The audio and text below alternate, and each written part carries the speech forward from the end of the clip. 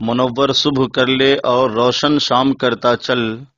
تو اپنی آخرت کے واسطے کچھ کام کرتا چل، بھلا اس چند دن کی زندگی کا کیا ٹھکانہ ہے، اگر کچھ ہو سکے تو خدمت اسلام کرتا چل۔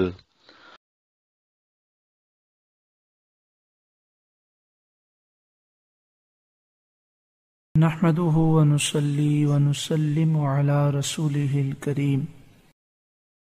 أما بعد، فأعوذ بالله من الشيطان الرجيم، بسم الله الرحمن الرحيم،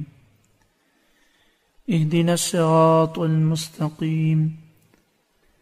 اللهم إنا نسألك العفو والعافية والمعافاة الدائمة في الدين والدنيا والآخرة، اللهم اشغل جوارحنا بطاعتك وقلوبنا بمعرفتك، واشغلنا طول حياتنا في ليلنا ونهارنا، والحقنا بالذين تقدموا من الصالحين، وارزقنا ما رزقتهم وكلنا كما كنت لهم، اللهم ربنا آتنا في الدنيا حسنة وفي الآخرة حسنة وقنا عذاب النار، آمین ثم آمین، بجاہ سید المرسلین صلی اللہ علیہ وآلہ وسلم۔ ان اللہ وملائکتہ یصلون علی النبی یا ایہا الذین آمنوا صلوا علیہ وسلموا تسلیما، اللهم صل على سيدنا ومولانا محمد بن عبد الله ما ضاق أمر إلا وفرجه الله صلى الله عليه وآله وسلم، صلاة وسلاما عليك يا سيدي يا رسول الله۔ آئیے سب سے پہلے ہم یہ سنتے ہیں کہ قرآن پاک کی تعریف کیا ہے، قرآن پاک کی ڈیفینیشن کیا ہے۔ درس نظامی جو عالم کورس ہے، اس میں ایک کتاب پڑھائی جاتی ہے جو بڑی اہم کتاب ہے اس کورس کی، اس کا نام ہے نور الانوار۔ اس کے شروع میں قرآن مجید فرقان حمید کی ڈیفینیشن تعریف اس طرح لکھی گئی: القرآن المنزل علی الرسول، قرآن وہ کتاب ہے جو رسول اللہ صلی اللہ علیہ وسلم پر نازل کی گئی، المکتوب فی المصاحف، جسے کتابوں میں لکھا گیا، المنقول عنہ نقلا متواترا بلا شبہۃ، نبی کریم صلی اللہ علیہ وآلہ وسلم سے لے کر آج تک ہر دور کے تمام مسلمانوں کا متفقہ یہ کہنا ہے کہ یہ قرآن ہے، اس میں کسی قسم کا کوئی شبہ نہیں، کسی قسم کا کوئی شک نہیں، اور یہ وہ کتاب ہے جو اللہ تعالی نے محفوظ فرمائی ہے، اس میں کوئی رد و بدل کر بھی نہیں سکتا، اور اگر کوئی یہ خیال کرے کہ قرآن پاک میں رد و بدل ہو گیا تو ایسا شخص مسلمان باقی نہیں رہے گا۔ قرآن مجید فرقان حمید کی فضیلت، سبحان اللہ، فضیلت کے لیے یہی بات سمجھنا کافی ہے کہ قرآن اللہ کا کلام ہے، ساری مخلوق اللہ کی محتاج ہے، اور اللہ خالق مالک ہے۔ سارے کلاموں پر اللہ کے کلام کو فضیلت حاصل ہے۔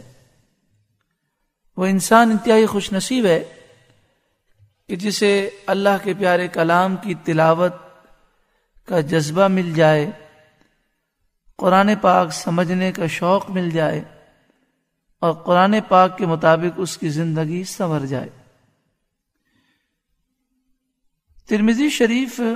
میں یہ حدیث پاک ہے، الترغیب و ترغیب، صفحہ نمبر 585 585 دوسری جلد میں ہے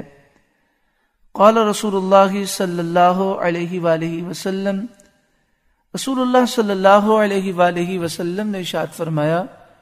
یقال لصاحب القرآن اقرأ، قرآن کی کثرت سے تلاوت کرنے والا، قرآن کو جاننے والا، قرآن پر عمل کرنے والا جب کل بروز قیامت آئے گا تو اس سے فرمایا جائے گا پڑھ، ورقہ،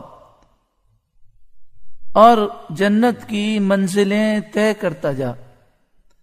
درجات تو چڑھتا جا، وَرَتِّلْ كَمَا كُنْتَ تُرَتِّلُ فِي الدُّنْيَا، اور اس طرح ٹھہر ٹھہر کر قرآن کی تلاوت کر جس طرح تو دنیا میں کیا کرتا تھا۔ فَإِنَّ مَنزِلَكَ عِنْدَ آخِرِ آیَةٍ تَقْرَؤُهَا، تو پڑھتا رہے، جب تیری تلاوت کی آخری آیت ہوگی تو جتنا تو منزلیں طے کرے گا، جتنا تو جنت میں چلے گا، یہ ساری جنت تجھے دے دی جائے گی۔ اللہ اکبر۔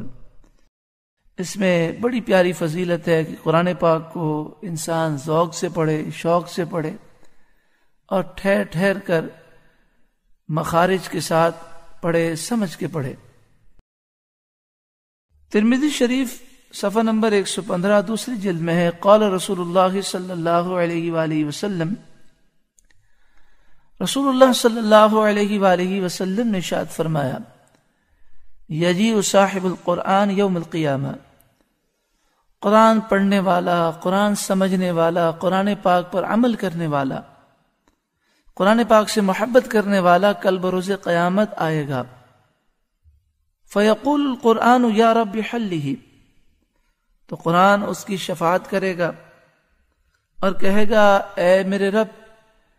اسے تو آراستہ کر دے، اسے حلہ پہنا۔ فیلبس تاج الکرامہ، تو اس صاحب قرآن کو عزت کا تاج پہنایا جائے گا۔ ثم یقول یا رب زدہ، تو وہ قرآن عرض کرے گا، اے مالک و مولا اس کے شرف میں، اس کی عزت میں مزید اضافہ فرما۔ فیلبس حلۃ الکرامہ، پھر اسے پہلے عزت کا تاج پہنایا گیا تھا، اب قرآن کے عرض کرنے پر اسے عزت کا حلہ، لباس پہنایا جائے گا۔ ثم یقول یا ربی ارض عنہ، اللہ اکبر۔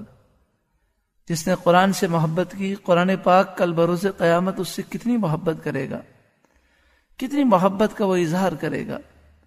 پھر قرآن کہے گا، اے میرے رب ارض عنہ، تو اس سے راضی ہو جا۔ فیرضی عنہ، تو اللہ تعالیٰ اس سے راضی ہو جائے گا۔ فیقال له اقرا ورقا، تو اس صاحب قرآن سے کہا جائے گا، قرآن پڑھتا جا اور جنت کی منزلیں طے کرتا جا۔ وَيَزْدَادُ بِكُلِّ آیَةٍ حَسَنَةٍ، ہر آیت کے بدلے میں ایک بھلائی، ایک درجہ اسے دیا جائے گا۔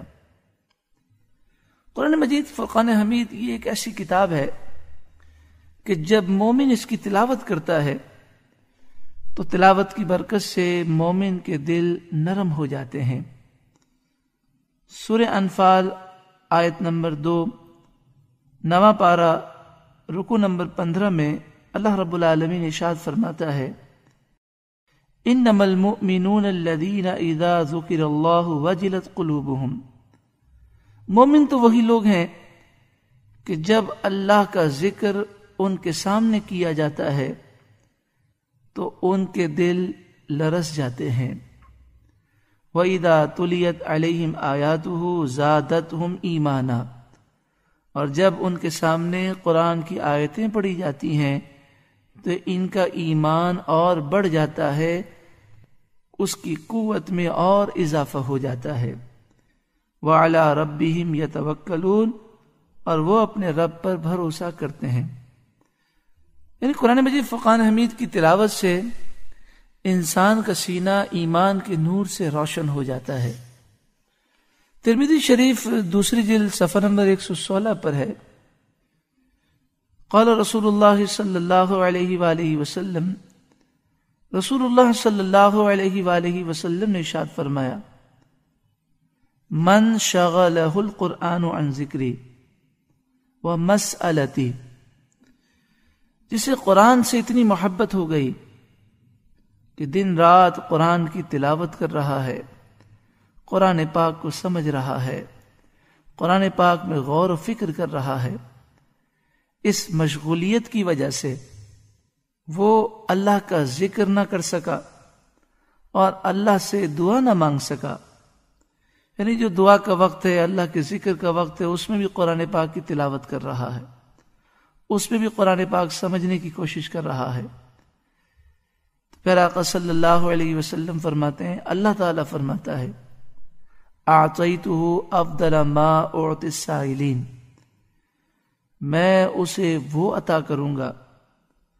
جو مانگنے والوں کو عطا کرتا ہوں، اس سے بڑھ کر اسے عطا فرماؤں گا. یعنی واضح معلوم ہوا کہ جو قرآن سے محبت کرے اور قرآن کی تلاوت میں اور قرآن کو سمجھنے میں مشغول ہو جائے، اس کی ساری حاجتیں رب العالمین پورا فرماتا ہے. کنز العمال صفحہ نمبر 128 پہلی جلد. قال رسول اللہ صلی اللہ علیہ وآلہ وسلم، رسول اللہ صلی اللہ علیہ وآلہ وسلم نے ارشاد فرمایا، اذا احب احدکم ان یحدث ربہ، جب تم میں سے کوئی یہ چاہے کہ میں اپنے رب سے باتیں کروں، فلیقرأ القرآن، تو اسے چاہیے وہ قرآن کی تلاوت کرے. جس کا دل یہ چاہے کہ میں اپنے رب سے گفتگو کروں، باتیں کروں، تو اسے چاہیے وہ قرآن پاک کی تلاوت کرے. واقعی وہ انتہائی خوش نصیب ہیں جو قرآن پاک پر ایمان لائے، قرآن پاک کو کثرت سے پڑھتے ہیں، قرآن پاک کو سمجھنے کی کوشش کرتے ہیں، قرآن پاک پر عمل کرتے ہیں اور قرآن پاک کے پیغام کو عام کرتے ہیں. جس طرح قرآن پاک پڑھنے کی فضیلت ہے، اس کے ساتھ ساتھ یہ بات بھی ہے کہ پڑھنے کے ساتھ ساتھ سمجھنے کی کوشش کی جائے. احیاء العلوم پہلی جلد صفحہ نمبر 289 پر حضرت امام غزالی علیہ رحمہ نے حضرت علی رضی اللہ تعالیٰ عنہ کا یہ قول لکھا، لا خیر فی عبادت لا فقہ فیہا، اس عبادت میں کوئی بھلائی نہیں جس میں سمجھ نہ ہو. یعنی جسے عبادت کے شرعی مسائل نہیں معلوم، وہ عبادت ناقص ہوتی ہے. جیسے نماز کے فرائض معلوم نہ ہوں تو نماز میں غلطیاں ہو جاتی ہیں. ولا فی قراءۃ لا تدبر فیہا، اور اس تلاوت قرآن پاک میں بھی کوئی خیر نہیں، حضرت علی فرماتے ہیں، جس میں غور و فکر نہ ہو. یعنی حضرت علی رضی اللہ تعالیٰ نے ترغیب دلاتے ہیں کہ قرآن پاک کی تلاوت کرو تو اس میں غور و فکر کرو. اس غور و فکر سے اور قرآن پاک کو سمجھنے سے کیا ہوگا؟ ہمارے دل کے میل کچیل دور ہو جائیں گے، اور پھر دل گندگی سے جب پاک ہوگا تو قرب الہی اور قرب مصطفیٰ صلی اللہ علیہ وسلم کی منزل نصیب ہوں گی. شعب الایمان دوسری جلد صفحہ نمبر 353 پر ہے، عن ابن عمر رضی اللہ تعالی عنہما قال، حضرت عبداللہ بن عمر رضی اللہ تعالی عنہما نے فرمایا، قال رسول اللہ صلی اللہ علیہ وسلم، رسول اللہ صلی اللہ علیہ وآلہ وسلم نے ارشاد فرمایا، ان هذه القلوب تستو كما يستو الحديد اذا اصابه الماء، جس طرح لوہے پر پانی لگ جائے تو اس پر زنگ لگ جاتا ہے، اسی طرح بے شک ان دلوں پر بھی زنگ لگ جاتا ہے. قیل یا رسول اللہ وما جلاؤها، عرض کی گئی یا رسول اللہ صلی اللہ علیہ وسلم اس کی صفائی کیسے ہو؟ قال کثرت ذکر الموت و تلاوت القرآن، موت کے ذکر کی کثرت کی جائے، بار بار اس چیز کو یاد کیا جائے کہ شاید یہ میری زندگی کی آخری رات ہو ہو سکتا ہے یہ میری زندگی کی آخری صبح ہو، ان قریب مجھے موت آئے گی، قبر و آخرت کی تیاری کے لیے میں نے کیا کیا؟ وہ تلاوت القرآن، اور دوسری چیز جو دل کے زنگ کو دور کرتی ہے وہ قرآن مجید فرقان حمید کی تلاوت ہے۔ قرآن مجید فرقان حمید میں شفا بھی ہے، ہدایت بھی ہے، رحمت بھی ہے، نور بھی ہے، جیسا کہ سورہ یونس آیت نمبر 57 میں ہے، یا ایھا الناس قد جاءتکم موعظۃ من ربکم، اے لوگوں بے شک تمہارے پاس تمہارے رب کی طرف سے نصیحت آ گئی، وشفاء لما فی الصدور، اور جو تمہارے سینے میں بیماریاں ہیں ان کے لیے یہ شفا ہے، وہدن اور ہدایت ہے، ورحمت للمؤمنین اور مومنوں کے لیے رحمت ہے۔ مگر یہ بات یاد رکھیں کہ ہر ایک شخص جو قرآن مجید فرقان حمید کی تلاوت کرنے والا ہو، قرآن پڑھنے والا ہو، اچھی تلاوت کرنے والا ہو، تو اس سے متاثر ہونے کی ممانعت ہے۔ بہت سے ایسے لوگ ہوتے ہیں جو قرآن مجید فرقان حمید پڑھنے کے باوجود قرآن سے فیض نہیں پا سکتے۔ تو ہم انشاءاللہ سورہ فاتحہ کی تفسیر میں اس بات کو سماعت کریں گے کہ قرآن مجید فرقان حمید سے حقیقی طور پر فیض پانے کے لیے کیا چیزیں ضروری ہیں، اور کون سے ایسے عوامل ہیں جن کی وجہ سے قرآن کی تلاوت کرنے کے باوجود بھی انسان قرآن پاک سے فیض نہیں پا سکتا۔ ہاتھ اٹھا کے دعا کریں، اللہ رب العالمین ہم سب کو قرآن مجید فرقان حمید سے حقیقی معنوں میں فیض پانے کی توفیق عطا فرمائے۔